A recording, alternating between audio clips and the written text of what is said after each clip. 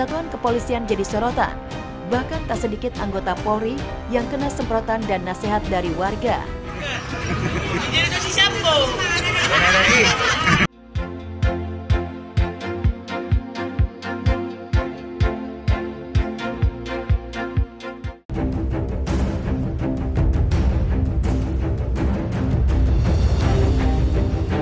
Siap jalani rekonstruksi, Baradae bakal bongkar operasi senyap Verdi Sambo.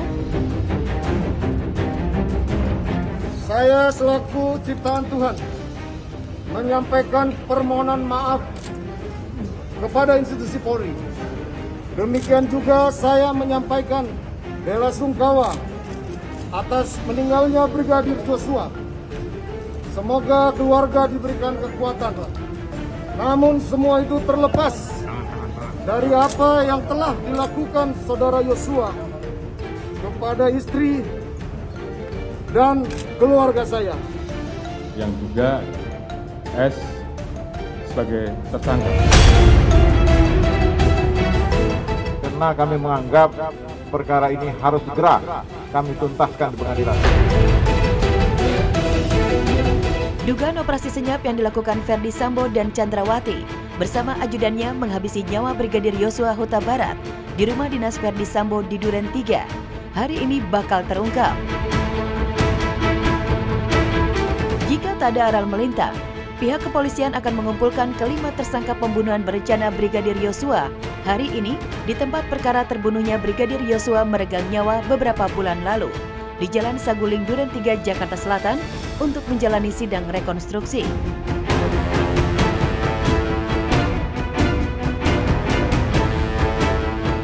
Rencana pada hari Selasa, tanggal 13 Agustus, akan dilaksanakan rekonstruksi di TKP Duren 3 dengan menghadirkan seluruh tersangka, ya 5 orang yang sudah ditetapkan sebagai tersangka terkait kasus 340, subsidiar 338, junto 55 dan 56.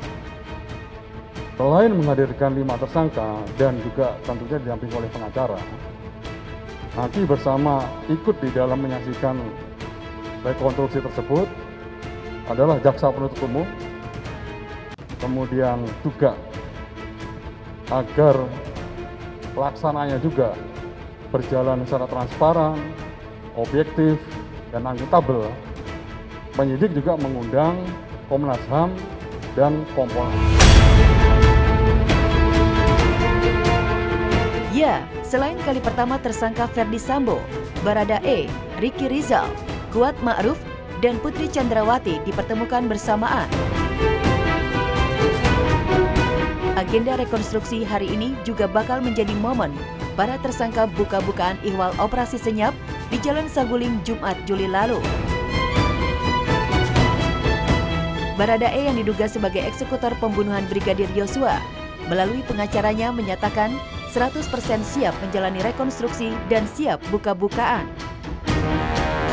Kami mengundang Komnas HAM untuk besok bisa ikut hadir pada saat rekonstruksi di TKP. Sekarang lagi kita atur jadwalnya dengan pihak Mabes, kapan yang paling tepat.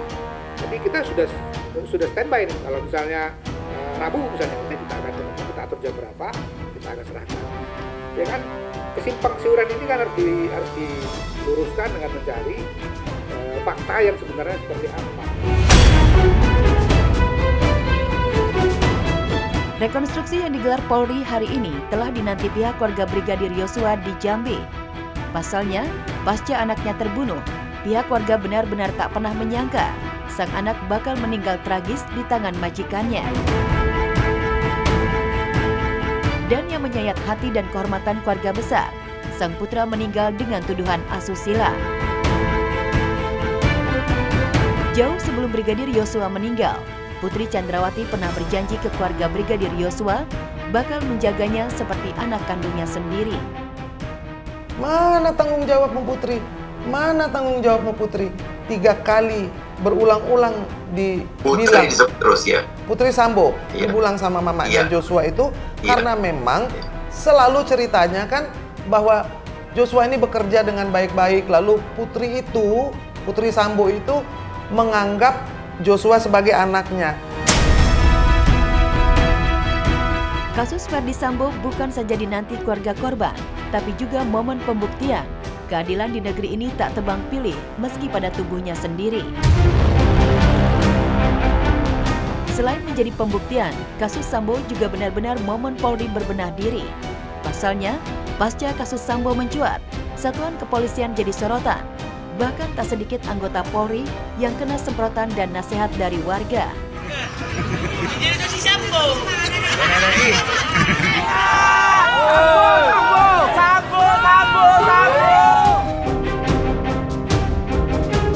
Sebulan kasus pembunuhan berencana Brigadir Yosua diambil alih tim Sus Polri.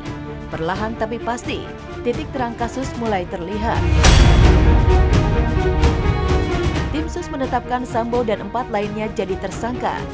Bahkan berkas kasus ini sudah diserahkan ke kejaksaan untuk segera masuk tahap persidangan di pengadilan. Namun sampai saat ini, menurut pihak kejaksaan masih ada beberapa hal yang harus disempurnakan untuk segera digelar persidangan. Penanganan perkara dugaan tindak pidana pembunuhan berencana yang dilakukan penyidikan oleh kawan-kawan Bareskrim, 4 berkas perkara sudah masuk di Jampidum dan dalam proses penelitian berkas perkara.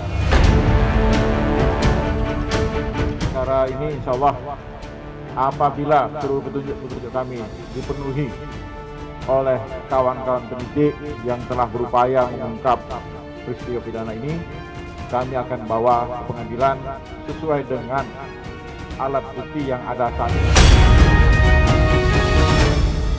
Ya, sejak menetapkan Sambo CS sebagai tersangka, Polri memang bergerak cepat berkoordinasi dengan Kejaksaan Agung agar kasus Sambo ini segera diproses di pengadilan. Kami berkoordinasi secara intensif, baik dengan Kabar Skrim 2 kali ketemu saya di sini dalam rangka diskusi penanganan perkara ini, juga dengan penyidik dipimpin oleh Direktur Andiria, Brigadir Jenderal. Jadi kami melakukan diskusi intensif siang malam, bahkan di hari libur pun kami berdiskusi kepada kawan penyidik. Kenapa? Karena kami menganggap perkara ini harus segera kami tuntaskan di pengadilan.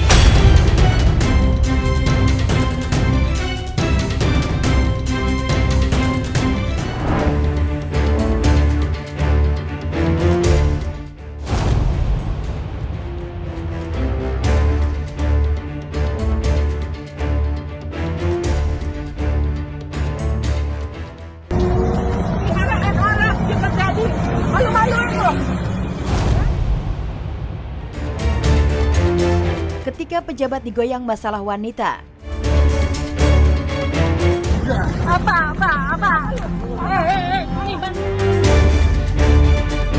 Panas, kisruh cinta segitiga sang direktur utama.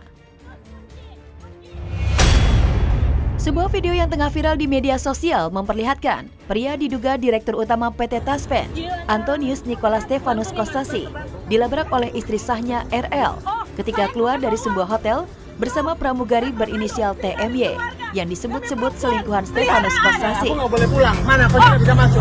Siapa mau terima laki-laki? Video berdurasi 1 menit itu beredar ke publik setelah kuasa hukum keluarga Brigadir Yosua, Kamarudin Simanjuntak, mengungkap informasi dengan menyebut Dirut PT Taspen memiliki banyak istri. Seorang Dirut BUMN mengelola 300 triliun disuruh atau atas inisiatif sendiri memacari berbagai wanita. Wanita-wanita ini ditaruh di apartemen, salah satunya di Uang Residen, Jakarta Barat, Jalan Panjang. Itu bintang 7 itu. Wanita-wanita ini dititipi uang dengan cara uang yang 300 triliun ini diinvestasikan. Lalu ada cashback.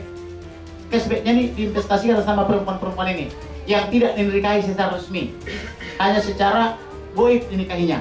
Klien kami memang menikah 2 kali Pernikahan pertama dengan Yulianti Malingkas yang telah berakhir. Pernikahan kedua dengan Rina Lawi yang diputus cerai oleh Pengadilan Negeri Jakarta Selatan pada bulan Maret 2021. Pernikahan dilakukan sesuai hukum yang berlaku. Klien kami tidak pernah melakukan pernikahan gaib, apalagi untuk mendapat kickback investasi sebagaimana klaim dari rekan komandan